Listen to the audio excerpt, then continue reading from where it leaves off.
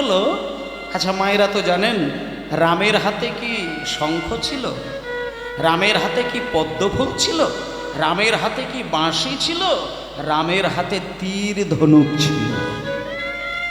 তাহলে তীর ধনুক রাম তিনি বিনা কারণে বালি বধ করে ফেললেন। রামায়ণ মহাভারত মায়েরা আমার থেকে বেশি জানেন।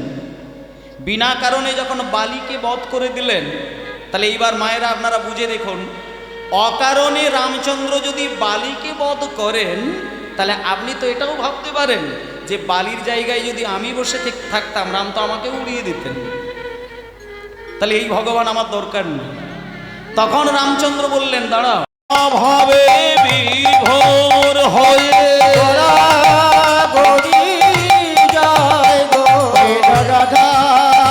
ভাবে বিভোর হয়ে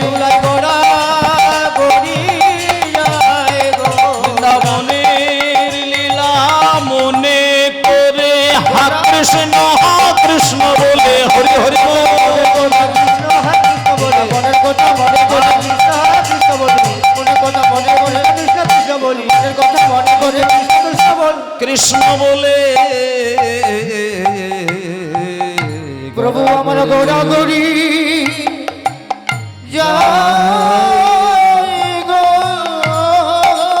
কৃষ্ণ হা কৃষ্ণ বলি গৌরাগরি জয় গো।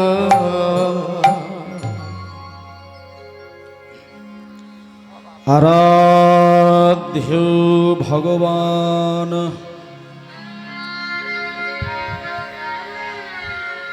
ব্রজেশ তনয় স্তদ্ধাম বৃন্দাবন রম্যা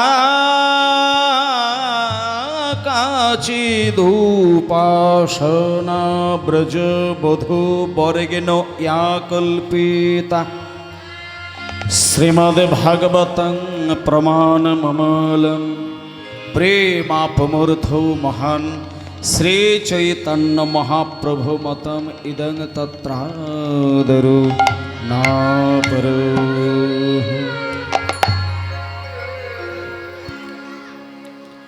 নিতাই গৌর হরি বল, গৌর হরি বল, গৌর হরি বল, হরি বল হরি বল হরি।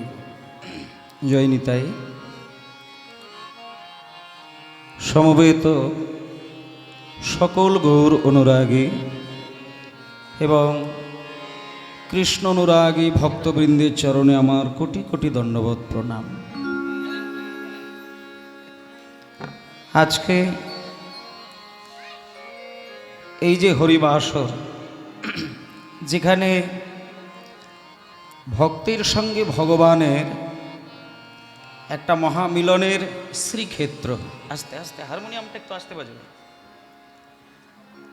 চৈতন্য মহাপ্রভুর তিনি যে করুণার সাগর, বৈষ্ণব পদকর্তাগণ বলেছেন যে সত্য ত্রেতা দাপর কলি, এই চারটে যুগ, এই যে যুগ চক্রের মধ্যে আমরা হলাম কলির চক্রের মধ্যে অবস্থান করছি। জয় নিতাই, হরে কৃষ্ণ। আচ্ছা সামনে কথা হবে না, সামনে খেলাখেলিগুলো বন্ধ।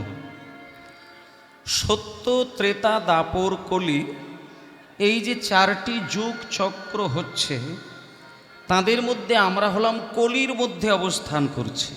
যেমন ঋতুচক্র, 6টি ঋতুর মধ্যে আমাদের বছরটি কাটে।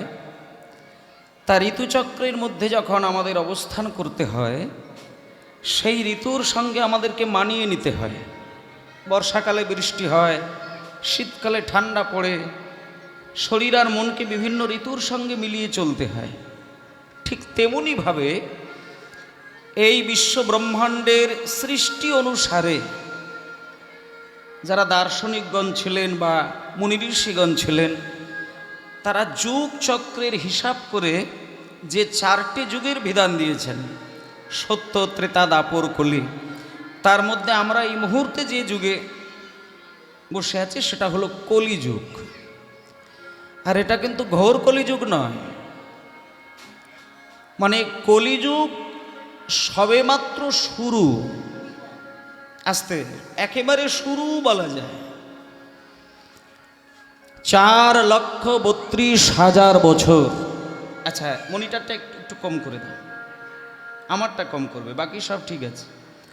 4,32,000 বছর মানে টোটাল কলিযুগের আয়ু। এবার এই 4,32,000 বছরের মধ্যে সবেমাত্র 5,000 বছর হয়ে কটা বছর মানে বাদ হয়েছে, মায়েরা কথা নয়। তাহলে এই জায়গা থেকে আমাদের বিচার করতে হবে যে 4,32,000 বছর কলির আয়ু, আর সবেমাত্র 5,000 বছর সামান্য কটা বছর হয়ে মাইনাস হয়েছে, এখনও প্রায় 4,27,000 বছর বাদ গেলে তবে কলিযুগ সমাপ্ত হবে। তাহলে 5,000 বছর বাদ হয়ে 4,27,000 বছর বাকি যুগচক্রের মধ্যে বলা যেতে পারে কলির এখনো সন্ধ্যায় ভোরই হয়নি। কিন্তু এর মধ্যে আমাদের যে দৃশ্য দেখতে হয়, শুনতে হয়, আরও শত শত বছর পরে, লক্ষ লক্ষ বছর পরে এই বিশ্বের মধ্যে কি ভয়ঙ্কর পরিস্থিতি আসতে পারে, সেটা যদি একটু ঠান্ডা মাথায় বিচার করে ধরা যায়, আপনি বুঝতে পারবেন। আজ থেকে 30 বৎসর আগে কি 50 বৎসর আগে, এখানে যারা আমার বয়স্ক মা বাবা রয়েছেন তারা এগুলো সুন্দর করে একটু বিচক্ষণতার সঙ্গে দেখবেন। আজ থেকে মিনিমাম ছোট্ট করে বলি 30 বৎসর আগে আপনি আপনার পরিবেশ, সেটা হতে পারে বাড়ির, হতে পারে আত্মীয় স্বজনকে নিয়ে বা গ্রামের পরিবেশ, যে দৃশ্য দেখেছিলেন, যে মানুষের আন্তরিকতা, যেটা মনের ভালোবাসাটা দেখেছিলেন, হিসাব করলে তার কণামাত্র আপনি খুঁজে পাবেন নাই। একটা মানবিকতার সমাদর বলে কিন্তু খুঁজে পাওয়া যায়নি। কেন এই ঘটনা ঘটছে এগুলো একটু বিচার করার বিষয়। বলি, কতগুলো কথা আমি বলবো। কীর্তন গান চৈতন্য মহাপ্রভুর একান্ত মনে প্রাণের ভালোবাসার একটা শ্রেষ্ঠ সুধা অমৃতের ভাণ্ডার। মানে কেউ যদি এটি চিন্তা করেন যে আমার তুলসীমালা গলায় নিতে গেলে শাশুড়ি বা শ্বশুর মশাই কিংবা দেওর ভাসুর যারা রয়েছেন বা পাড়া সমাজে যারা রয়েছেন তাদের সামনে তুলসীমালা নিতে ইচ্ছে করে কিন্তু নিতে পারি না, এই ক্ষেত্রে মহাপ্রভুর কালে যেহেতু জন্ম নিলাম, তাহলে ওই চিন্তাটা করার দরকার নেই। কারণ মহাপ্রভুর সুন্দর একটি বিচার যে জোর করে ধর্ম পালন করার প্রয়োজন এখন নেই। এখন তোমার প্রথমত যে গুণটা থাকার দরকার সেটা লক্ষ্য করে দেখো। দুটো জিনিসের যত্ন নিতে হবে মানুষকে, এবং সেটি করতে গেলে যেটা দরকার সেটা মহাপ্রভু কীর্তনের মধ্য দিয়ে দিয়েছেন। শোনেন, আজকে মানুষ গলা ভর্তি করে মালা নিচ্ছেন, তারপরে দীক্ষা গ্রহণের পর থেকে জপমালায় নাম করছেন, সারাদিনের মধ্যে হাজার কর্মের মাঝখানে মন্দিরে গিয়ে 3 টাইম সুন্দর করে ভগবানকে আরতি করেন, থালার মধ্যে প্রসাদ নৈবেদ্য সাজিয়ে ভগবানের কাছে নিবেদন করেন। কিন্তু বিষয়টা ওই জায়গায় নয়। যেমন নিজের মনকে ধরা যায় না, নিজের আত্মার বিচার বিশ্লেষণ করা যায় না, তেমনি ভগবানকে ধরা যায় না, ভগবানের বিশ্লেষণ আমাদের মতন মানুষের করা উচিত নয়। তাহলে যেমন মন দেখা যায় না কিন্তু মনের অস্তিত্ব আছেই আছে। মায়েরা, আজ থেকে 100 বছর আগে এখানে আমরা যারা কীর্তন শুনতে বসেছি কেউ কিন্তু ছিলাম না, কেউ ছিলাম না। 100 বৎসর আগে এখানে কেউ আমরা ছিলাম না, কিন্তু আজকে সবাই বসে আছি। আর ঠিক 100 বৎসর পরে কিন্তু আমরা কেউ থাকবো না। তাহলে এইখান থেকে একটা কথা বলি, এই যে 100 বৎসর আগে ছিলাম না, এখন আছি, আগামী 100 বছর পরে থাকবো না, এটা আমাদের দেহটা ছিল না। কিন্তু দেহের ভেতরে যে চিৎ বস্তু, যে চৈতন্য বস্তু, যে শক্তির দ্বারা দেহটা এতগুলো দিন গড়িয়ে গড়িয়ে কাটছে, সেই চিৎ বস্তুটা কিন্তু ছিল, আছে, থাকবে। এটা চিরকালের জন্য, এর কোনো মৃত্যু নেই। শুধু কটা দিনের জন্য রক্ত মাংস গড়া হাড়ের একটা খাঁচা তৈরি হয়, যার মধ্যে মন যুক্ত থাকে। তাহলে দেহ আর মনের যে একটা ভালোবাসা, যে বন্ধন, এই বন্ধনের মাঝখানে যদি কোনো ত্রুটি থাকে, তাহলে মানুষ কোনো শান্তি পায় না। আর মানুষ ভগবানকে বেশি বেশি করে ডাকতে চায়, এই কারণে তার নিজের আকাঙ্ক্ষাতে যদি ব্যাঘাত ঘটে, তখন মানুষ বেশি যন্ত্রণা পায়। আমরা চট করে নিঃস্বার্থে ভগবানকে ডাকতে পারি না, এটা আমাদের অভ্যাস। আমরা আমার সন্তানকে অকারণে প্রচণ্ড ভালোবাসি, এবং সন্তানকে যতটুকু ভালোবাসি তার থেকে বেশি ভগবানকে ভালোবাসতে পারি না। বাজারে গিয়ে খাবার খেতে গেলে সন্তানের কথা মনে পড়ে গেলেই যেন মনটা দুলে যায়, সঙ্গে সঙ্গে খাবারটা না খেয়ে রেখে দিই, বাড়িতে এসে ছেলের মুখে দেব, ছেলে খাবে, সেটা আমার আনন্দ হবে। তাহলে আমি যখন কোনো খাবার খাবো, সেটা আমার ছেলেকে দিলে তবে আমার মনটা জুড়ায়। এর একমাত্র কারণ আমি নিজের থেকে বেশি আমার ছেলেকে ভালোবাসি, সেই জন্য মনটা আমার এই রকম একটা চিন্তা হয়। কিন্তু কেউ যদি মায়ার প্রত্যেকটি মানুষের থেকেও বেশি ঈশ্বরকে ভালোবাসেন, তাহলে সব কিছুই যেটা নিজের বলে মনে করতে ইচ্ছে হয়, সেটা সবার আগে কিন্তু গোবিন্দকে দেওয়ার বাসনা তৈরি হয়। নিতাই গৌর প্রেমানন্দে হরি বল। আর এই গোবিন্দকে দেবার বাসনা আমাদের মধ্যে যেদিন সৃষ্টি হবে, আপনি যদি একটা ভালো শাড়ি পরতে ইচ্ছে করেন, মায়েরা একটু ভেতরের দিকের কথাগুলো বলি। মনে করুন একটা শপিং মলে গেলেন, একটা ভালো দামি শাড়ি কেনার বাসনা তৈরি করলেন, কিন্তু কটা মা জননী মনে করতে পারেন যে শাড়িটা আমি কিনে নিয়ে গিয়ে আমি আমার রাধারানীর চরণে নিবেদন করব? কিছুই করবেন না। আপনার শাড়ির এক টুকরো আঁচল কিন্তু রাধারানী কাটবেন না। শুধু যদি ঈশ্বরের নামে প্রসাদটুকু তৈরি করে দেন, তাহলে যৎকিঞ্চিত কৃপা কিন্তু আপনি ওই শাড়ির মধ্য দিয়েই পেতে পারেন। কারণ ভগবান পূর্ণ কৃপাময়। তুমি তোমার বাসনা, তুমি তোমার কামনা, তুমি তোমার আকাঙ্ক্ষা আর তোমার ক্রোধ, তোমার কামনা বাসনার প্রাচীর দিয়ে তুমি নিজেকে ঘেরে রেখেছ বলে এই বিশ্ব সৃষ্টিকর্তা ব্রহ্মার কৃপা তুমি চেষ্টা করলেও পাচ্ছ না। কিন্তু যেদিন তুমি আকাঙ্ক্ষার পর্দাটা সরিয়ে দেবে, প্রাচীর ভেঙে দেবে, সেদিন তোমাকে হা কৃষ্ণ বলে ডাকার দরকার হবেই না। ভগবান নিজে এসে তোমার হৃদয়ের দরজা খুলে তার রাঙা যুগল চরণ তোমার চোখের সামনে বাড়িয়ে দেবে। নিতাই গৌর হরি বল। এবং এই এত সহজ করে ভগবানকে পাওয়া কেউ শেখায়নি, কেউ শেখায়নি। কোনো কিছু লাগবে না, শুধু মন প্রাণ দিয়ে ভগবানকে ডাকবো। আর নিঃস্বার্থে ভগবানকে ডাকতে ডাকতে আমার মনটাকে ভেজাবো। আর মন যদি ভিজে যায়, তাহলে আপনার হাজার চেষ্টা না থাকলেও আপনি বুঝতেই পারবেন না, আপনার নয়ন থেকে টপ করে দুফোঁটা জল গড়িয়ে যাবে। মায়েরা, আপনার ইচ্ছে না থাকলেও ভগবানকে যদি ডাকতে ডাকতে কোনোদিন ভগবানের কৃপা এসে যায়, আপনি নিজেই বুঝতে পারবেন।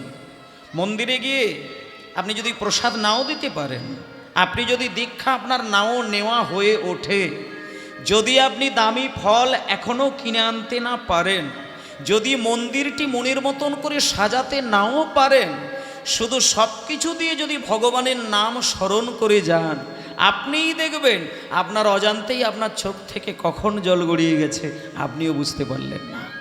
যেদিন এই জিনিসটা আপনার মধ্যে ধরা দেবে, সেদিন জানবেন ভগবানের প্রতি আপনার ভালোবাসা এই এত দিনে তৈরি হয়েছে। তাই শুধু জোর করে ঈশ্বরকে ডাকবো, কিন্তু তার জন্য এক ফোঁটা জল আমি ঝরাবো না, তাহলে তুমি ভগবানের সেবার অধিকারী হতে পারলে না। কারণ ঈশ্বর কোনো কিছু চায় না, ঈশ্বর কোনো কিছুর কাঙাল হতে পারে না। ঈশ্বর একটা জিনিস চায়, ভক্তের কাছ থেকে এক ফোঁটা শুধু চোখের জল। আর কিছু দরকার হবে না। এবং সেটা মহাপ্রভু বলেছেন। এই তো সারাদিন নাম চলছে আপনাদের এইখানে। এই নাম মহাপ্রভু সর্বপ্রথম দিয়েছিলেন বাংলাদেশে। আজকে আমরা হরে কৃষ্ণ কৃষ্ণ কৃষ্ণ হরে হরে, হরে রাম রাম রাম হরে হরে সারাদিন বলছি। কিন্তু আমার নিমাই তার ভালোবাসার একমাত্র রসের সম্পর্কের সঙ্গে জড়িয়ে রয়েছেন তার ঠাকুর দাদা উপেন্দ্রনাথ মিশ্র। আস্তে পালা হবে, লীলা হবে, সবই হবে, কিন্তু এই গভীরের জায়গাগুলো একটু উপলব্ধি করতে হবে। আস্তে মায়েরা, আচ্ছা বলুন তোমার নিমাইয়ের বাবার নাম কি? যিনি আমাদের নিমাই, মানে যাকে গোরা বলে, গৌরহরি বলে, চৈতন্য মহাপ্রভু বলেন। আবার আর একটা নাম আছে, অনেকেই জানেননি। নিমাইয়ের কিন্তু সব থেকে একটা মানে প্রধান নিমাইয়ের যে নামটা ছিল, একেবারে প্রমাণ রয়েছে নিমাইয়ের আসল নামটা, সেটা হলো বিশ্বম্ভর। আস্তে এই বিশ্বম্ভর নামটা কিন্তু অনেকেই জানেননি, অনেকেই জানেননি। আস্তে মা, আস্তে, কথা নাই বাবা, কথা নাই।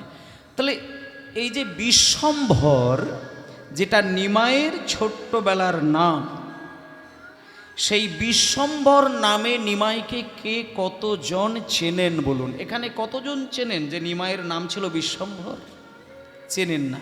কিন্তু মহাপ্রভু কে ছিলেন আপনি বলে দেবেন, গৌরহরি কে ছিলেন আপনি বলে দেবেন, মহাপ্রভু শ্রীকৃষ্ণ চৈতন্যদেব সবাই চেনেন, কিন্তু বিশ্বম্ভরকে কতজন চেনেন? রামকৃষ্ণ পরমহংসদেব কে না জানেন? সবাই জানেন। কিন্তু রামকৃষ্ণ দেবের আসল নাম ছিল কি? গদাধর।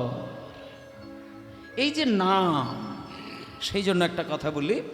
তাহলে একমাত্র শ্রীকৃষ্ণ চৈতন্য মহাপ্রভু, তিনি আমাদের এই কলিযুগে জন্মগ্রহণ করে তিনি পরম ব্রহ্ম শ্রীকৃষ্ণ আর শ্রীমতী রাধা তত্ত্বের সঙ্গে মিলে মিশে এক তনু হয়ে আমাদের এই ধরাধামে জন্ম নিয়েছিলেন, নদিয়ার নবদ্বীপে জন্ম নিয়েছিলেন। বিবাহের কটা মাস পরে তিনি সামান্য কটা দিনের জন্যে তিনি বাংলাদেশে গিয়েছিলেন তার নিজের ঠাকুর দাদাকে শুধু দেখা দিয়ে আসবেন। আর এখানে যারা আমার মায়েরা রয়েছেন, বাবারা রয়েছেন, আর যারা ঠাকুরমা রয়েছেন, ঠাকুর দাদা রয়েছেন, আমি প্র্যাকটিক্যাল একটা কথা বলছি। যারা দাদু ঠাম্মা রয়েছেন এখানে, যাদের নাতি নাতনি ইতিমধ্যে হয়ে গেছে, তাদের একটু ভেতরের একটা কথা বলি। যে কোনো ঠাকুরমা কিংবা দাদু যারা আছেন, দেখবেন নিজের পেটের ছেলেকে যতটা না ভালোবাসেন, তার থেকে নাতি নাতনির প্রতি অনেক গুণ বেশি ভালোবাসা রয়েছে। নাতি নাতনিকে কয়েকটা দিন না দেখলে দাদু ঠাম্মার মন কেঁদে ওঠে। তাহলে এইবার মায়েদের বলি, নিমাইয়ের মতন সোনার টুকরো, হীরের টুকরো, যাকে দেখলে ভুবন ভুলে যায়, যাকে দেখলে সারা বিশ্বের মানুষ তার আপনজনকে ছেড়ে দিয়ে নিমাইয়ের চরণে অঞ্জলি দেয়, তাহলে সেই সোনার টুকরো গৌরহরিকে ছেড়ে তার ঠাকুর দাদা কেমন করে থাকবে? পূর্ববঙ্গে, নাম উপেন্দ্রনাথ মিশ্র, কয়েকটা দিন ধরেই সংবাদ দিচ্ছে নিমাইকে দেখবে বলে, কিন্তু নিমাইয়ের সময় হয়নি। যেদিনকে জগন্নাথ মিশ্র নিমাইকে বললেন, নিমাই অন্তত কটা দিনের জন্য তোমার ঠাকুর দাদার সঙ্গে একটু দেখা করে চলে এসো। এই জায়গাগুলো উপলব্ধি করবেন মা। যে নামটা আজকে আপনার বাড়িতে চলছে, সেই নামের মহিমাটা একটু শুনে নেন। তার নিমাইয়ের প্রথম বিবাহ হয়েছিল, নাম হচ্ছে লক্ষ্মীপ্রিয়া দেবী। বিবাহের কটা মাস কাটার পরে বাবা জগন্নাথ মিশ্র যখন নিমাইকে আদর করে বলল, নিমাই তুমি একটু তোমার ঠাকুর দাদার সঙ্গে দেখা করে চলে এসো। ঠাকুর দাদা বেশ কিছুদিন ধরে খবর দিচ্ছে তোমাকে দেখার জন্য। এবার বাবার কথা ফেলতে পারলেন না, চললেন ঠাকুর দাদাকে দেখবে বলে। এবার বাড়িতে তো নিজের স্ত্রী রয়েছে লক্ষ্মীপ্রিয়া দেবী। লক্ষ্মীপ্রিয়া দেবীকে বুঝিয়ে বলে, সচিমা আর তার বাবার দায়িত্বটা সামলাবে কে, তাই স্ত্রীকে নিয়ে যায় না। স্ত্রী বাড়িতে রইলেন, সামান্য কটা দিনের জন্য যাব আর আসবো এই কথা বলে নিমাই বেরিয়ে গেলেন। এবার যখন পূর্ববঙ্গে পৌঁছে গেছে, নিজের দেশের বাড়িতে পৌঁছে গেছেন, নিমাইয়ের ঠাকুরদাদার বাড়ি বাংলাদেশ, তা বাংলাদেশে পৌঁছে গিয়ে যখন তার ঠাকুরদাদার কাছে নিমাই গিয়ে দাঁড়িয়েছে, ঠাকুরদাদা কিন্তু আর নিমাইকে কোল ছাড়া করেনি। এই জায়গাটা শোনে। এবার ঠাকুরদাদা যখন নিমাইকে আর ছাড়লেন না, আচ্ছা ধূপটা একটু সরিয়ে নিন তো, নাকে লাগছে, গলায় লাগছে, একটু ধূপটা সরিয়ে নিন। মাগো, সেই নিমাইকে ঠাকুরদাদা পাওয়া মাত্র বেশ কিছু দিনের জন্য না ছাড়ার ফলে সেই নিমাইয়ের বাড়ি ফিরতে অনেকগুলো দিন দেরি হয়ে গিয়েছিল। এবার যেদিনকে নিমাই বাড়ি এলেন, মাঝখানে অনেকগুলো মাস যে বাংলাদেশে তিনি কাটিয়েছিলেন, এইখানটা আপনাদের জেনে রাখা দরকার। বাংলাদেশে গিয়ে নিমাই জীবনের সর্বপ্রথম যে হরিনাম, এই যে মহামন্ত্র নাম, সবার প্রথমে বাংলাদেশে গিয়েই বিতরণ করেছিলেন। এবং যাকে বিতরণ করেছিলেন প্রথম প্রেম, সেই যে বাংলাদেশে পরম বৈষ্ণব, পরম ভক্ত, যার চরণ জড়িয়ে ধরে কাঁদতে কাঁদতে নিমাই তার হৃদয়ের প্রেম ভালোবাসা মিশিয়ে নাম প্রচার করলেন, সেই নাম সারা বাংলা ছড়িয়ে গেল। তারপরে নিমাই বাড়িতে আসলেন, ইতিমধ্যে দেখলেন নিজের স্ত্রী মারা গেছেন, সর্পদংশনে মারা গেছেন। কিন্তু এটা আস্তে জাগতিক ভাইবসটা একটু কমাবে। সর্পদংশন বলে আসলে কিন্তু ওই সাপে কাটা নয়। নিমাইয়ের বিরহে লক্ষ্মীপ্রিয়া দেবী কাঁদতে কাঁদতে শুকিয়ে শুকিয়ে প্রাণ হারিয়েছিলেন। তা সেই নিমাই আজকে আমাদের এই বাংলায় দ্বিতীয় বিবাহ করেছিলেন, যার নাম হলো বিষ্ণুপ্রিয়া দেবী। সেই বিষ্ণুপ্রিয়া দেবী নিমাই, সেই বিষ্ণুপ্রিয়া দেবীকেও ছেড়ে দিয়ে কিন্তু সারা বিশ্বের মাটিতে প্রেম দান করেছিলেন। আজকে আমরা সেই প্রেম, সেই হরিনাম, সেই মহামন্ত্র নাম আজকে চলছে। আজকে নাম দিয়ে তারপরে আমার লীলা কথা বা পালার বিষয়বস্তু আস্বাদন করব সবাই মিলে। হরে কৃষ্ণ হরে কৃষ্ণ কৃষ্ণ কৃষ্ণ হরে হরে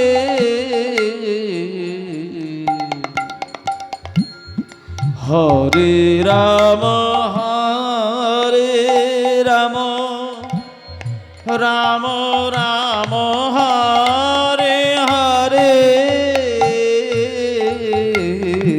নিতাই গৌর হরি হরি বল। হরে কৃষ্ণ হরে কৃষ্ণ কৃষ্ণ কৃষ্ণ হরে হরে হরে রাম হরে রাম রাম রাম হরে হরে। সবাই মিলে বলুন, সবাই মিলে। কৃষ্ণ হরে কৃষ্ণ কৃষ্ণ হরে হরে হরে রাম হরে রাম রাম রাম হরে হরে। হরে কৃষ্ণ হরে কৃষ্ণ কৃষ্ণ কৃষ্ণ হরে হরে হরে রাম রাম রাম হরে হরে।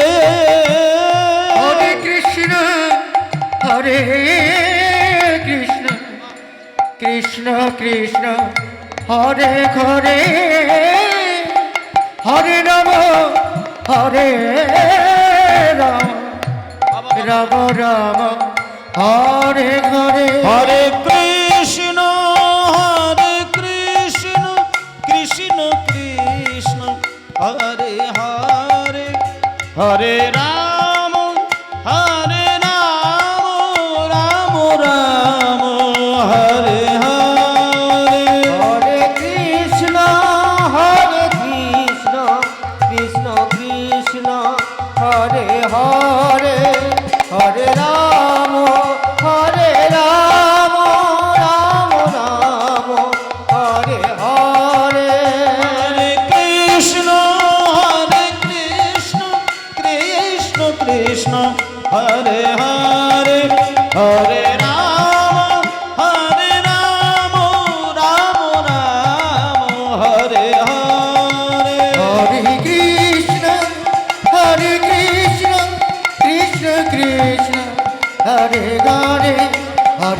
রাম হরে রাম রাম রাম হরে হরে হরে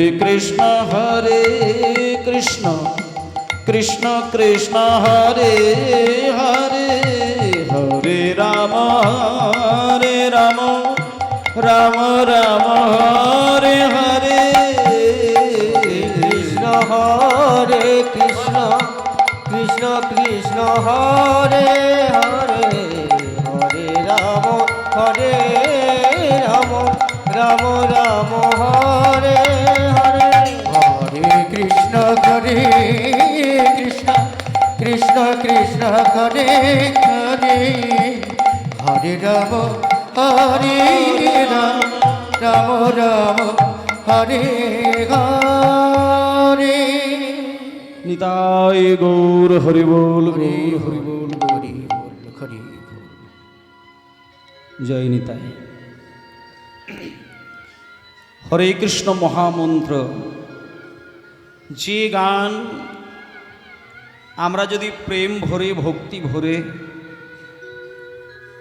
এই চামড়ার জিহ্বা, সেই রাধারানী বলেছিলেন না, যে ললিতাকে বলেছিলেন, ওরে ললিতা, কৃষ্ণ যদি আমার সামনে এসে দাঁড়ায়, আমি তাকে দেখতে পেলে তার সামনে দাঁড়িয়ে তার জয়ধ্বনি দেব আমি 2 বার। কিন্তু কৃষ্ণ যদি কোনো দিন আমাকে ছেড়ে দিয়ে চিরকালের জন্য চলে যায়,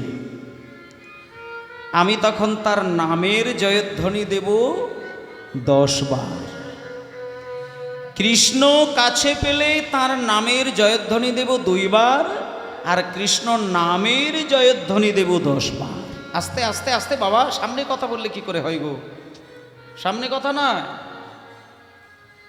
তাহলে রাধারানী স্বয়ং বলেছেন যে কৃষ্ণ আমার পরম দয়াময়, দয়া, কিন্তু কৃষ্ণ যতটা দয়াময় তার থেকে তার নাম আরো বেশি দয়াময়। যে জিহ্বা দিয়ে আমরা অখাদ্য কুখাদ্য স্বাদ আস্বাদন করি, যে জিহ্বা দিয়ে নানান কথা বলি, সেই জিহ্বা দিয়েই যদি ভক্তি ভরে তার নাম করি, সেই নামের দ্বারা ভগবানের কৃপা লাভ হয়। কৃপা লাভ করা খুব কঠিন। আপনি একটা ভগবানের মূর্তি তৈরি করে তাতে যদি সব সময় রাত দিন তার কথা বলে সেবা দেন, তাতে ভগবান সরাসরি কতটুকু কৃপা করবে তা জানি না, কিন্তু তার নাম যদি নিষ্ঠা সহকারে চোখ বন্ধ করে করা যায়, অনায়াসেই কিন্তু কৃষ্ণের কৃপা লাভ হয়ে যায়। হরি বল। আর সেই নাম, সেই প্রেম, সেই ধ্যান আজকে অকাতরে অবিচারে যাকে তাকে বিতরণ করার জন্য মহাপ্রভু এলেন। বলি বৃন্দাবনের খেলা ছিল গোদন চরণ, হরি হরি ছিল গোদল চরণ, আর বৃন্দাবনের খেলা ছিল গোদন চরণ, আর বৃন্দাবনের খেলা ছিল গোধন চরণ, বৃন্দাবনের খেলা ছিল গোধন চরণ, আর নবদ্বীপের খেলা হলো নাম সংকীর্তন, নবদ্বীপের খেলা হলো নাম সংকীর্তন, নবদ্বীপের খেলা হলো নামে সংকীর্তন, নবদ্বীপের খেলা হলো নাম সংকীর্তন। এই গানটার মানেগুলো একটু বুঝবেন। বৃন্দাবনের খেলা ছিল গোধনোচারণ। ভগবান কৃষ্ণ বৃন্দাবনে কি করতেন? গরু বাছুর নিয়ে চড়াতেন।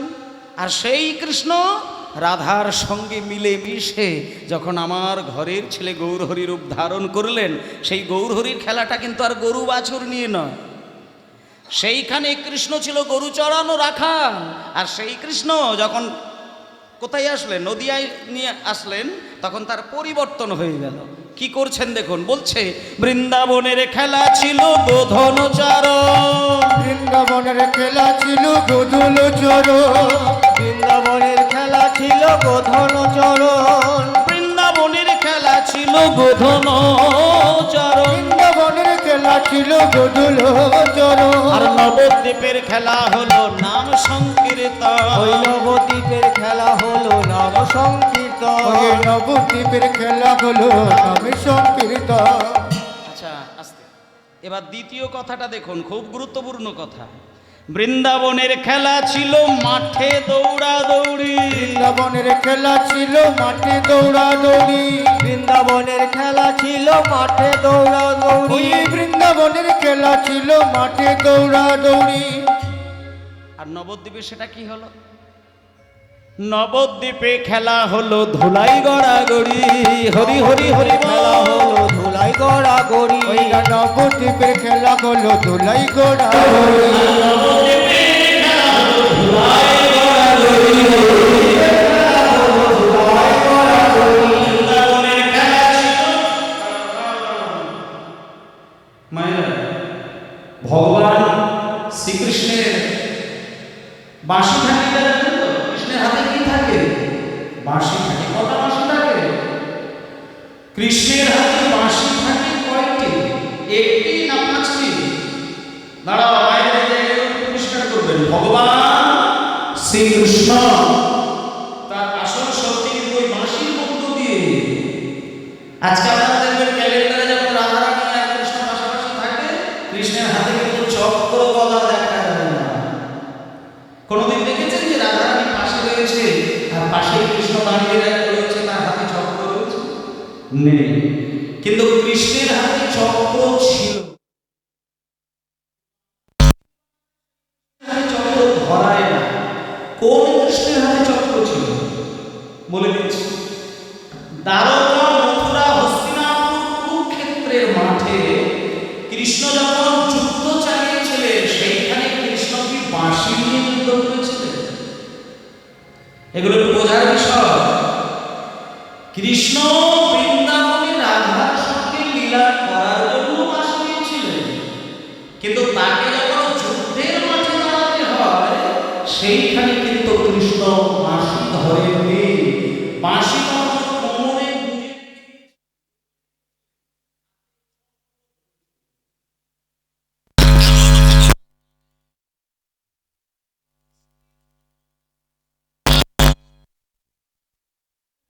বসে আনা যায় না। যারা দুষ্ট প্রকৃতির লোক হয়, আপনি সবসময় তাদেরকে ভালো ভালো কথা বললে দেখবেন তার দুষ্টুমি কাটবে না। আস্তে লোকে বলে যে বুঝিয়ে বললে বুঝে যায়, ভালো কথা বললে ঠিক বুঝে যাবে। এত সহজ নয়। কিছু কিছু বাঁকা মানুষের জন্য ভালো কথা সাজে না। এটা আমরা কেন, ভগবান পর্যন্ত পারেননি। তার বাঁশিটাকে লুকিয়ে রেখে হাতে চক্র ধরেছিলেন। কেন না, দুষ্টের দমনের জন্য বাঁশি ছেড়ে দিয়ে অস্ত্র ধরার দরকার, এটা কৃষ্ণ বুঝে গিয়েছিলেন। কারণ একটা জিনিস বোঝা যায় যে প্রেম দিতে গেলে, ভক্তি দিতে গেলে তোমার মুরলীর যথেষ্ট পরিমাণ প্রয়োজন, কিন্তু দাদাগিরি করতে গেলে, নেতাগিরি করতে গেলে সেখানে বাঁশির দরকার হবে না, সেখানে অস্ত্রের প্রয়োজন হবে। তাহলে কুরুক্ষেত্রের মাঠে যখন অর্জুনকে সারথি করে কৃষ্ণ তখন সেখানে বসেছিলেন যুদ্ধ চালানোর জন্য, কোনো অবস্থাতে দেখবেন কৃষ্ণের হাতে বাঁশি ছিল না। আপনি কোথাও দেখতে পাবেন কুরুক্ষেত্রের মাঠে কৃষ্ণের হাতে বাঁশি ছিল না, দ্বারকা মথুরার মাঠে কৃষ্ণের হাতে বাঁশি ছিল না, সেখানে অস্ত্র ছিল। তাহলে আমরা যে কৃষ্ণকে রাধারানীর পাশে স্থান দিয়েছি, সেইখানে কৃষ্ণকে রেখেছি, কিন্তু হাতে বাঁশি দিয়েছি, অস্ত্র দিই না। কেন? তার কারণটা হচ্ছে এটাই যে আমরা কৃষ্ণের কাছ থেকে অস্ত্রের শাসন চাই না, আমরা মধুর মুরলীর ধ্বনি শুনে তার সঙ্গে আমরা প্রেম করতে চাই। যখন কৃষ্ণ বাঁশির সুর বাজালো, সেই বাঁশির সুর শুনে জগবাসী পাগল হয়ে গেলেন। এই দেখুন মায়েরা, নারায়ণের 4টি হাত ছিল। শঙ্খ ভালো জিনিস, পদ্মফুল ভালো জিনিস, কিন্তু চক্র আর গদা এটা কেউ কি পছন্দ করে? কেউ যদি গদা নিয়ে দাঁড়িয়ে থাকে, তার প্রতি ভক্তি আসবে না ভয় আসবে? ভয়টা কিন্তু আসবেই। ভক্তি থাকলেও ভয় মেশানো ভক্তি। কিন্তু ওই গদার চক্র যদি না থাকে, তাহলে ভয় থাকবে না, ভক্তিই থাকবে। তাহলে সেই নারায়ণ যখন আবার পরের যুগ আসতে, ত্রেতা যুগে রামচন্দ্র হলো। আচ্ছা মায়েরা তো জানেন, রামের হাতে কি শঙ্খ ছিল? রামের হাতে কি পদ্মফুল ছিল? রামের হাতে কি বাঁশি ছিল? রামের হাতে তীর ধনুক ছিল। তাহলে তীর ধনুক রাম, তিনি বিনা কারণে বালি বধ করে ফেললেন। রামায়ণ মহাভারত মায়েরা আমার থেকে বেশি জানেন। বিনা কারণে যখন বালিকে বধ করে দিলেন, তাহলে এইবার মায়েরা আপনারা বুঝে দেখুন, অকারণে রামচন্দ্র যদি বালিকে বধ করেন, তাহলে আপনি তো এটাও ভাবতে পারেন যে বালির জায়গায় যদি আমি বসে থাকতাম, রাম তো আমাকে উড়িয়ে দিতেন। তাহলে এই ভগবান আমার দরকার নেই। তখন রামচন্দ্র বললেন, দাঁড়াও, তোমরা আমাকে ভয় পেও না, আমি তোমাদের একটা পরিষ্কার কথা বলে দিই, আমি তীর ধনুক ধরেছি দুষ্টের দমন করার জন্য। তবে এই জন্মে কথা দিচ্ছি, পরের জন্মে যখন যাব আমি আর অস্ত্র ধরব না। রামদি অবতারে ক্রোধে নানা অস্ত্র ধরে অসুরের করেছি সংহার, কোন অস্ত্র না ধরিব প্রাণে কারো না মারিব, চিত্ত শুদ্ধি করিব সবার। হরি বল হরি বল হরি বল। আস্তে, তাই দেখুন মা, রামচন্দ্র চলে গেলেন আস্তে। একবার সুন্দর করে বিচার করে, সত্যযুগে নারায়ণ ভালো জিনিসও ছিল, মন্দ জিনিসও ছিল। ত্রেতা যুগে রাম তীর ধনুক ধরেছিল, ভালো জিনিস ছিলই না। কিন্তু দাপরে কৃষ্ণ বাঁশি ধরলেন বটে, কিন্তু সময়ের তালে তালে তিনি কিন্তু চক্রও ধরেছিলেন। এইবার আপনি বলুন তো, তিন যুগের ভগবান অস্ত্র ধরেছিলেন, কিন্তু আমার গৌরহরি কোন অবস্থায় অস্ত্র ধরেছিলেন? একটা সংবিধান আছে আমাদের সনাতন ধর্মে, আপনি যদি সন্ন্যাসী হয়ে যান, আপনি যদি ত্যাগী সন্ন্যাসী হন, আমাদের সংবিধানে নিয়ম আছে একটা লাঠি ধরে থাকার কথা। দেখবেন না সন্ন্যাসীদের হাতে একটা ছোট্ট লাঠি থাকে। কিন্তু গৌরহরি ছিলেন সর্বশ্রেষ্ঠ একজন ত্যাগী সন্ন্যাসী, কিন্তু গৌরহরির লাঠি পর্যন্ত কিন্তু নেননি। অথচ সেই গৌরহরিকে যে সামনে থেকে দেখেছেন, সে পাগল হয়ে গৌরহরিকে হৃদয়ে জড়িয়ে ধরেছে। নদিয়ার নবদ্বীপে গৌরহরি একটা কোনো মানুষ নেই যার বুকে ব্যথা দেননি। শোনেন, আপনারা কতটুকু জানেন যে গৌরহরি আজকে সারা দুনিয়ায় প্রেম দিয়েছেন, তিনি মহাপুরুষ শুধু নন, তিনি শ্রেষ্ঠ অবতার নন, তিনি স্বয়ং ভগবান পরব্রহ্ম কৃষ্ণের অবতার। আসতে, তাহলে সেই মহাপ্রভু ছোট্টবেলায় পাড়ায় যখন মায়েরা মন্দিরে গিয়ে ডালা সাজিয়ে নৈবেদ্য দিয়ে চলে আসে, গৌরহরি লুকিয়ে লুকিয়ে মন্দিরে গিয়ে সকলের ডালাকে এক জায়গায় করে নষ্ট করে ছড়িয়ে দিয়ে চলে আসেন বাড়িতে। এই ঘটনাগুলো অনেকে জানা নেই। যখন এইভাবে দিনের পর দিন এই অকর্ম কুকর্মগুলো করে বেড়ায়, আস্তে এদিকে লক্ষ্য করবেন, আমার দিকটা ভালো করে খেয়াল করবেন। নিমাইয়ের বয়স তখন 6 থেকে 7 বছর। এই যেমন অনেক সময় দেখেন না, শনি ঠাকুরের পুজো হতে গেলে মায়েরা একেবারে মন দিয়ে শনির চরণে অঞ্জলি দেয়। মা দুর্গার অষ্টমীর অঞ্জলির সময় ডালা নিয়ে আপনি সুন্দর করে শাড়ি পরে অষ্টমীর অঞ্জলি দেন। মা কালীর পুজো হয়ে গেল কয়েকদিন আগে, মায়ের কাছে আপনি দিব্যি প্রসাদ নিয়ে গেছিলেন অঞ্জলি দেবার জন্য, পুজো দেবার জন্য। কিন্তু এইভাবে নদিয়ার নবদ্বীপের নরনারীগণ যখন দেবতার চরণে নৈবেদ্য দেবে বলে লাইন দিয়ে সবাই মায়েরা গিয়ে ডালা সাজিয়ে মন্দিরে ভর্তি করে এসে যায়, ব্রাহ্মণের যদি আসতে দেরি হয়, ওই নিমাই লুকিয়ে লুকিয়ে গিয়ে সকলের নৈবেদ্য এক জায়গায় করে ছড়িয়ে নষ্ট করে দিয়ে আসে। আর এইভাবে রোজের করতে করতে একদিন নদিয়ার নবদ্বীপে যত নরনারীগণ এক জায়গায় হয়ে নিমাইকে মারার জন্য হাতে ছড়ি নিয়ে সচির বাড়িতে লাইন দিয়েছে। এবার একদিনকে নবদ্বীপের বেশ কিছু মায়েরা নিমাইকে মারার জন্য হাতে লাঠি সোটা নিয়ে চলেছেন। এবার যখন নিমাইয়ের কাছে গিয়ে শাসন করলো নিমাইয়ের মাকে, সচিমাকে যখন নালিশ করছে, নিমাই ওই সচিমায়ের পিছন দিকে দাঁড়িয়ে দাঁড়িয়ে কাঁদছে। এবার সচিমাকে আড়াল করে মাথাটা যেই না সরিয়ে দিয়ে নিমাই দেখতে গেলেন, যত মা জননীগণ নিমাইকে মারার জন্য গিয়েছিলেন, নিমাইয়ের চোখ থেকে যখনই বিন্দু গড়িয়ে পড়ছে, কোনো মা নিমাইকে মারলেন না, ছড়ি ফেলে দিয়ে সেই নিমাইকে নিজের সন্তানের মতন করে বুকে জড়িয়ে ধরলেন। তাহলে যে মানুষ আস্তে নিমাইকে মারার জন্য ছড়ি নিয়ে যায়, লাঠি নিয়ে যায়, সেই মানুষ নিমাইয়ের চোখে জল দেখলে আঘাত নয়, বুকে জড়িয়ে ধরে। আজকে সেই নিমাই লাঠি না, এই নদিয়ার নবদ্বীপে তিনি কি করলেন? কৃষ্ণ বাঁশি নিয়ে বৃন্দাবন বিহার করেছিলেন। আর আজকে সেই কৃষ্ণ বৃন্দাবনের খেলা ছিল মুরলী বাদন। হরি হরি বল। খেলা ছিল মুরলী খেলা ছিল মুরলী আর নবদ্বীপে সেটা কি হলো? কৃষ্ণের হাতে বাঁশি, সেটা ঘুরে গিয়ে নবদ্বীপের খেলা হলো মৃদঙ্গ বাদন। হরি হরি বল। খেলা হলো মৃদঙ্গ বাদন। ওই নবদ্বীপের খেলা হলো মৃদঙ্গ বাদন। ওই নবদ্বীপের খেলা হলো মৃদঙ্গ বাদন। বৃন্দাবনের খেলা ছিল মধুর ভাষণ। খেলা ছিল মধুর ভাষা। বৃন্দাবনের খেলা ছিল মধুর ভাষণ। বৃন্দাবনের খেলা ছিল মধুর ভাষণ। খেলা ছিল মধুর ভাষা। এইখানটা কিন্তু ঘুরে গেল। আর এই লাইনটা যদি আপনারা বুঝতে পারেন তাহলে কীর্তন শোনা আপনাদের সার্থক হয়ে যাবে।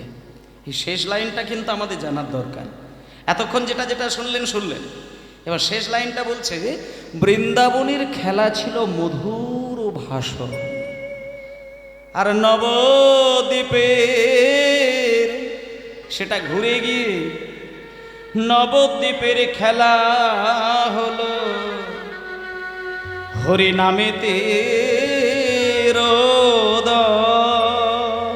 নবদ্বীপে ভাই, যদি তোমরা হরি বলে একবার কাঁদেতে পারো, হরি হরি বল, হরি হরি বল, একবার কাঁদিতে পারো। যদি হরি বলে একবার কাঁদিতে পারো, যদি হরি বলে একবার শুধু কেঁদে যাও, কাঁদতে পারো। আমার মহাপ্রভুর খেলার সাথে হবে। হরি বলে একবার কাঁদিতে পারো। আমার মহাপ্রভুর খেলার সাথী হবে। হরি বলে একবার কাঁদিতে পারো।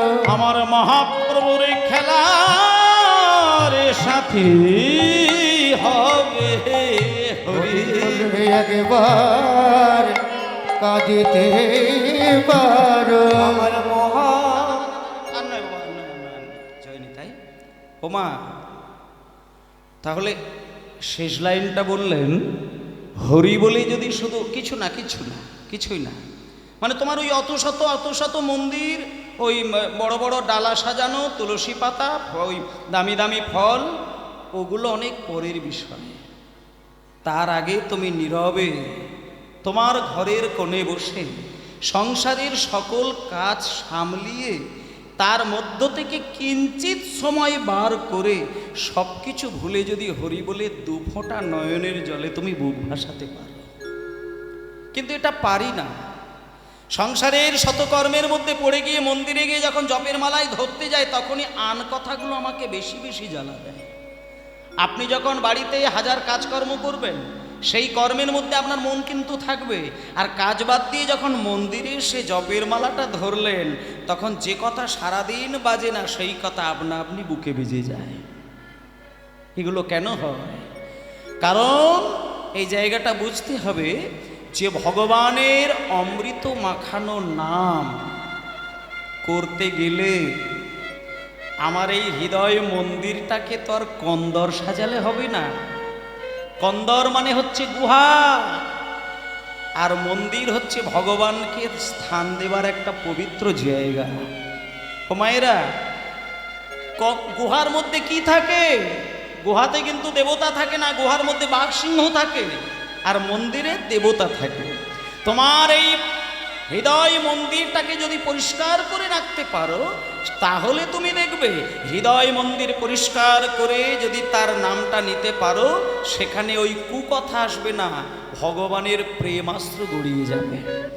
আর তুমি সারাদিন কামনা বাসনা চিন্তা করে গেলে, সংসারে দায়ী দায়িত্ব পালন করে গেলে, আর হঠাৎ করে সব কিছু ভুলে গিয়ে মন্দিরে গিয়ে যখন এই জপমালায় নাম করতে গেলে, তখন কিন্তু আপনার অজান্তেই আপনার ওই আকাঙ্ক্ষা, ভালোবাসা, কামনা বাসনা ওইগুলো আপনাকে বেশি বেশি করে যন্ত্রণা দেবে।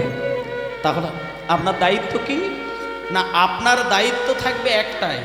মায়ের একটা কথা বলি, এইটা কিন্তু একটা খুব সারা বছরের মধ্যে কিন্তু একটা খুব গুরুত্বপূর্ণ একটি মাস, যেটা হলো দামোদর মাস।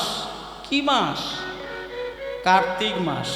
কার্তিক মাসে আমাদের বিশেষ করে বেশি বেশি করে, আমি এখানে যত মায়েরা আছেন তাদেরকে একটা কথা বলি, কার্তিক মাস এবছর যা করেছেন, নেক্সট বছর থেকে আমি কটা কথা আপনাদের বলে দেব।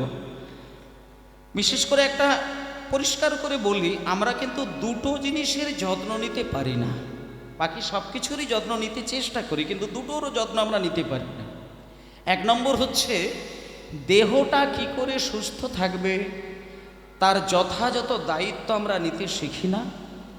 আর দেহের মধ্যে যে মনের যত্ন কিন্তু আমরা নিতে পারি না। এই যে কয়েকটা দিন আগে দীপাবলি গেল, দীপাবলি, ধনতেরাস। আচ্ছা, এখানে আমি মায়েদেরকে বলবো, ধনতেরাসের দিনে কে কত গ্রাম সোনা কিনে বাড়িতে এনেছেন? কে সোনা কিনে এনেছেন একটু হাত তুলুন ধনতেরাসের দিনে। আর একটা নাক কড়াইও তো কিনেছেন,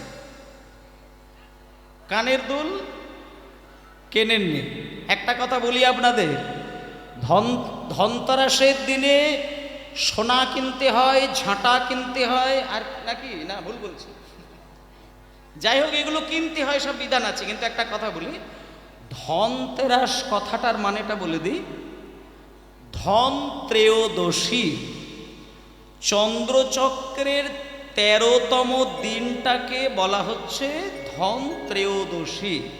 ত্রয়োদশীর তিথি 13 নম্বর যে দিনটা হয় কার্তিক মাসে চন্দ্রচক্রের হিসাব অনুসারে, ওই দিনটাকে বলা হয় ধন ত্রয়োদশী।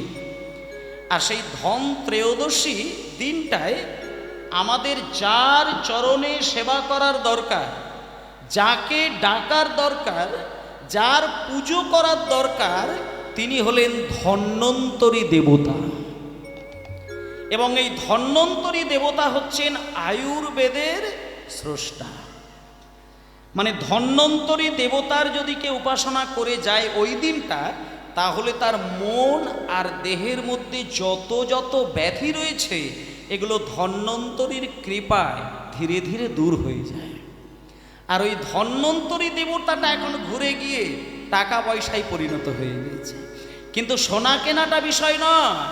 ধনত্রয়োদশীর দিন ধন্বন্তরী দেবতার চরণে অঞ্জলি দিতে হবে, ধন্বন্তরীর চরণে না খেয়ে তার আত্মসমর্পণ করতে হবে, যাতে করে ধন্বন্তরীর কৃপা যদি আপনি পান, তাহলে আপনার মনের মধ্যে যে অসংখ্য যন্ত্রণা, আপনার দেহের মধ্যে যে হাজার ব্যাধির জ্বালা, এগুলো ধীরে ধীরে মুক্তি পেতে পারে। এখানে যারা যারা যে রোগের মধ্যে পড়ে আছেন, একটুখানি বললে, রক্ত মাংসে গড়া মানুষ মানে আপনি বলতে পারবেন না যে আপনি সুস্থ, এটা বলতে পারবেন না। দেহের মধ্যে বেশিরভাগ রোগ তৈরি হয় খাদ্য থেকে, আর মনের মধ্যে বেশিরভাগ যন্ত্রণা আসে ভাবনা থেকে। আপনি যদি অখাদ্য গ্রহণ করেন দেহের যন্ত্রণা পাবেন, আর আপনি যদি কুচিন্তা করেন তাহলে মনের যন্ত্রণা পাবেন। তাহলে আপনার মনের চিন্তাটা কতটা শুদ্ধ সেটা সচেতন হতে হবে, আর আপনি যে খাবারটা খাচ্ছেন সেটা কতটা শুদ্ধ সেই চিন্তা করে খেতে হবে। আমরা মন যাচাই খেয়ে নিই, কিন্তু খাবার পরে যেটা বর্জ্য পদার্থ দেহ থেকে বার হয়, একটা কথা বলি মায়েদেরকে বা বাবারাও রয়েছেন সকলকেই বলি, এগুলো পরিষ্কার, এটা শোনার দরকার। যার মন ঠিক নেই, যার দেহে রোগ আছে, আমি বলতে পারবো, আমি গ্যারেন্টি দিয়ে বলতে পারবো, সেই ব্যক্তি জপমালায় নাম করলে তার মন বসবে না। আপনি 10টা রোগে যন্ত্রণা পাচ্ছেন, আর আপনি জপের মালায় সব কিছু ভুলে প্রেম ভরে নাম করবেন, ওই যন্ত্রণা আপনাকে নাম করতে দেবে না।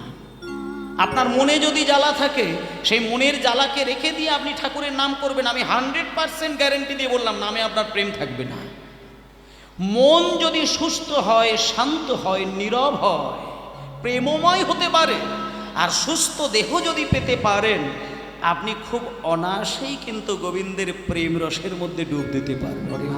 এটাই গো প্রেমানন্দে হরি হরি। তাহলে এইবার এই জায়গাটা চিন্তা করি, এখানে অনেকেই নিরামিষ ভোজী আছেন, কেউ প্রসাদ ভোজী রয়েছেন, আবার কেউ আমিষও গ্রহণ করেন।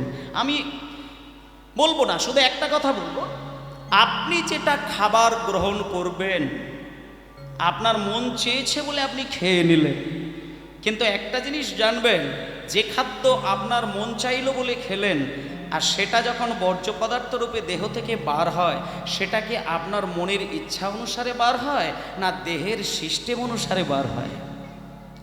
এটা দেহের সিস্টেম অনুসারে কিন্তু বার হবে। তাহলে আপনার ইচ্ছে হলো খেয়ে নিলেন, কিন্তু বার হওয়ার সময় সেটা আপনার মনের ইচ্ছাই বার হবে না, সেটা দেহের নিয়ম অনুসারে বার হতে একদিনও সময় লাগতে পারে আর 4 দিনও সময় লাগতে পারে। তাহলে যে খাবার খেলে বার হতে 10 দিন সময় লাগে, 4 দিন সময় লাগে, সেই খাবারকে তামসিক খাদ্য বলে, রাজসিক খাদ্য বলে। তামসিক রাজসিক খাদ্য খেলে দেহ মন কোনোদিন সুস্থ থাকতে পারে না। হরি বল, হরি বল। হরি বল, হরি বল। আপনি যদি ফল আহার করেন, আমি গ্যারেন্টি দিলাম, ফল আপনি পেট ভরে খাবেন, 4 ঘন্টা ম্যাক্সিমাম সময় দেব, সম্পূর্ণ পেট খালি হয়ে যাবে। আর আপনি আমিষ আহার করবেন, 3 দিনের নিচে আপনার সম্পূর্ণ খাবার দেহ থেকে বার করতে পারবে না। অথচ আপনি পরের দিনে আবার আমিষ আহার করে ফেললেন, আবারও 3 দিন, তাহলে 5 দিন যদি আমিষ আহার করেন সেটা বার হতে 15 দিনের উপর লাগছে। তাহলে যেহেতু বর্জ্য পদার্থ একদিনে বার হওয়ার কথা 15 দিনে বার করতে পারছে না, তাহলে দেহ আপনাকে যন্ত্রণা দিচ্ছে। আর সেই যন্ত্রণার খাদ্য দেহের মধ্যে চাপিয়ে আপনি সুস্থ দেহ সুস্থ মন নিয়ে কেমন করে গোবিন্দকে প্রসাদ নিবেদন করবেন?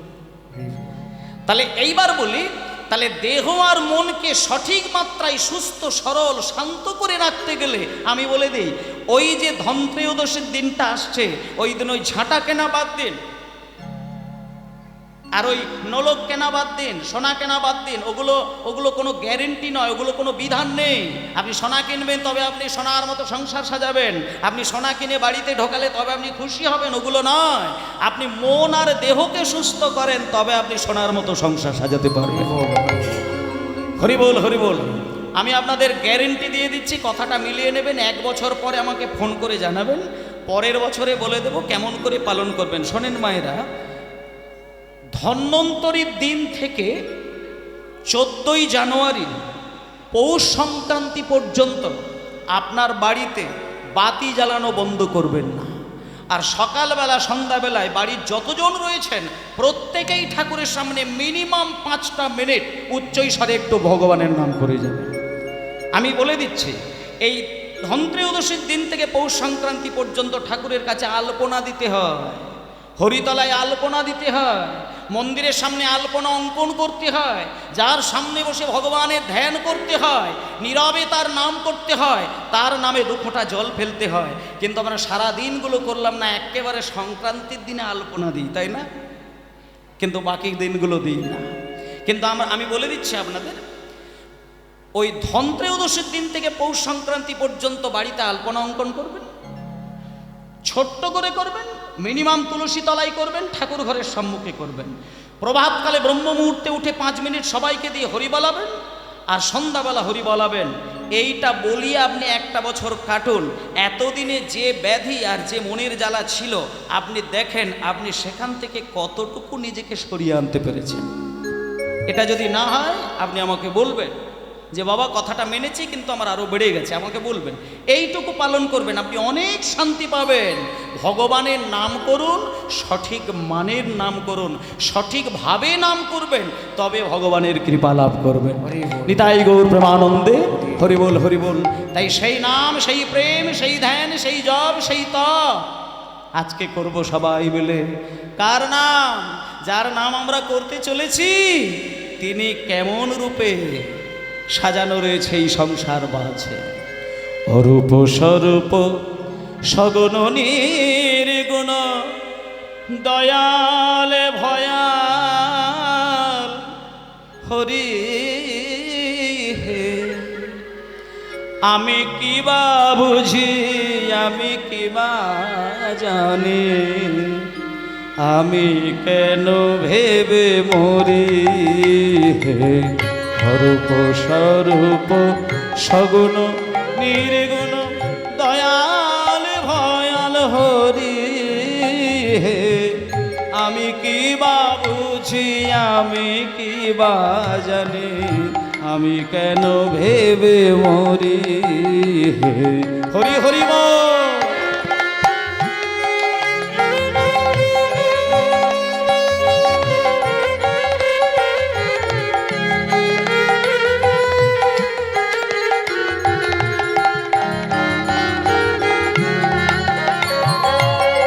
কি রূপে এসেছি, কেমনে বা যাব, তা ভাবিয়ে কেন জীবন কাটাবো।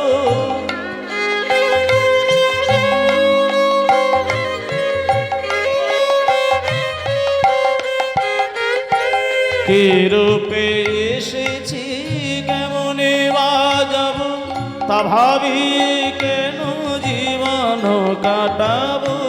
তুমি আনিয়াছ, তোমারে পাবো, এই শুধু মনে করি। অরূপ স্বরূপ হরি হরি হরি হরি হরি বল।